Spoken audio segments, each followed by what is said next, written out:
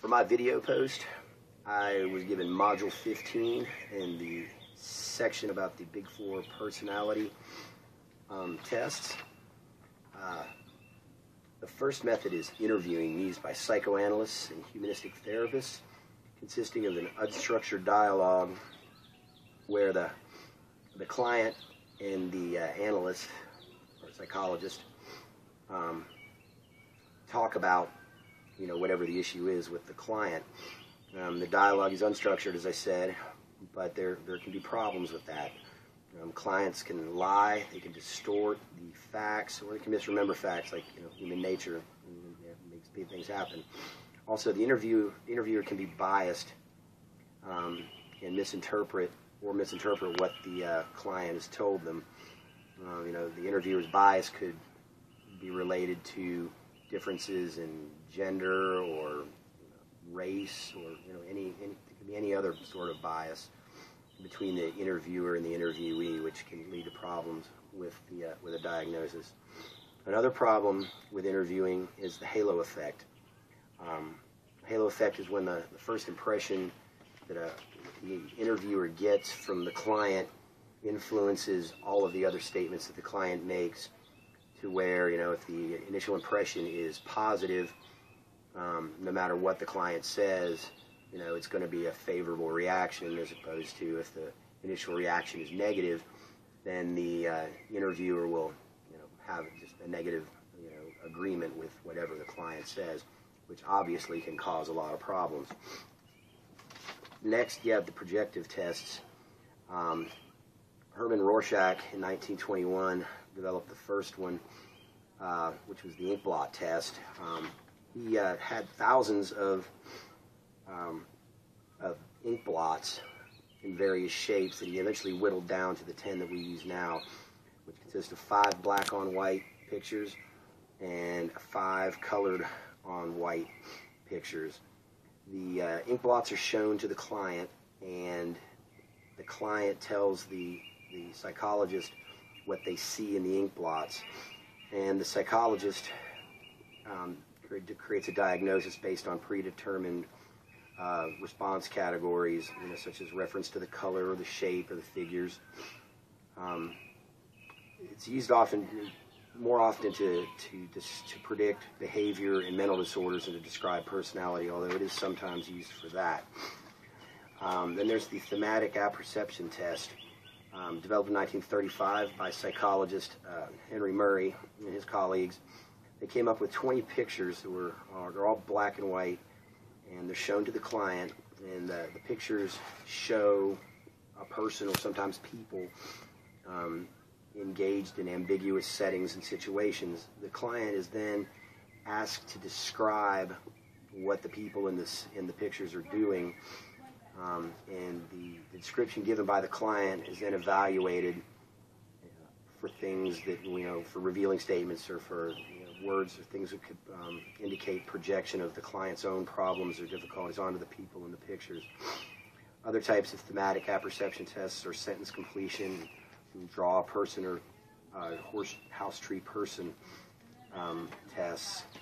In the sentence completion tests, the client is given a sentence like, "I wish I was," and then asked to fill in the blank. Whereas in the draw a person or house tree person, the client draws the items indicated by the analyst.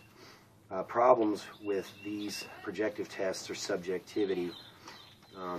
It's sometimes described as more of an art than a science, and because of that, the reliability and validity, factors would be considered pretty low for these.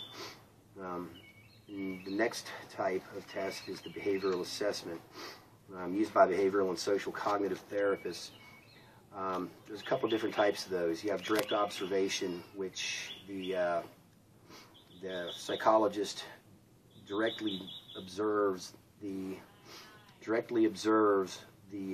client in an ordinary situation.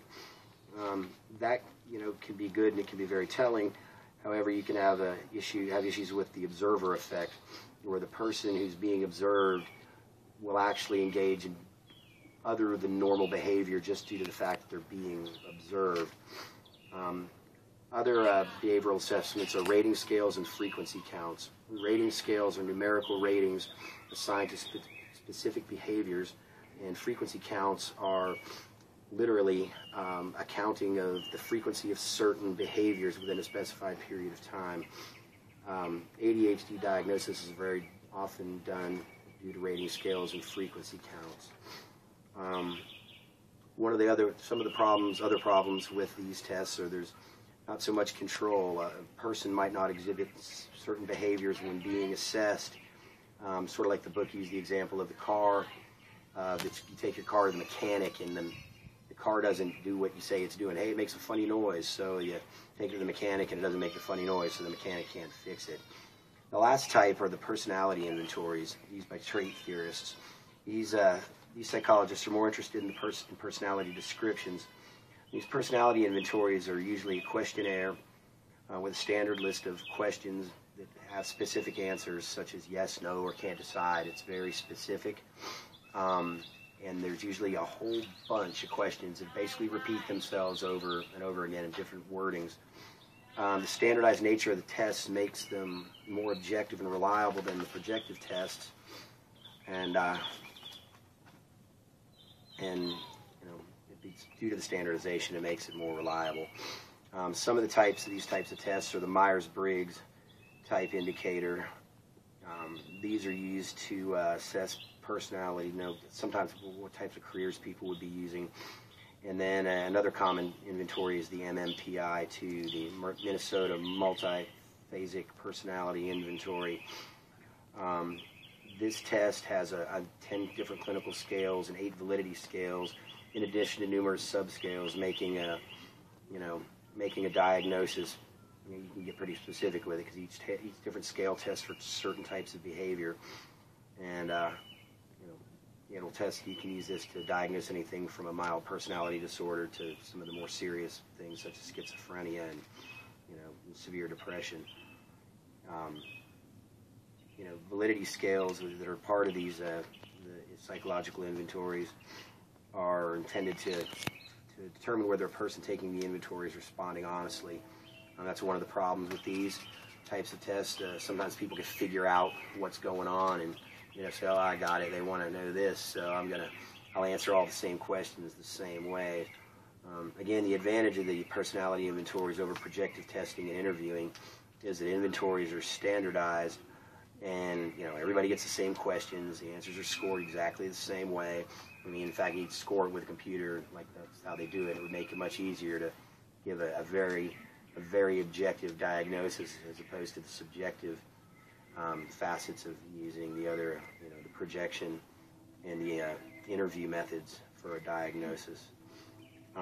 As far as the real-world validity or relevance to all these things, this is 4 different sets of tools to give a psychological professional ways to diagnose somebody who's got a mental disorder or any other number of things. The personality inventories can be used to help a person determine what they want to be, such as in the Myers-Briggs, to determine a career path. Employers often use these types of tests to determine whether an employee is psychologically with it, if you want to use those terms. Maybe to determine whether they've got a propensity for theft or lying or stealing or anything like that. So that's my video post. Thank you.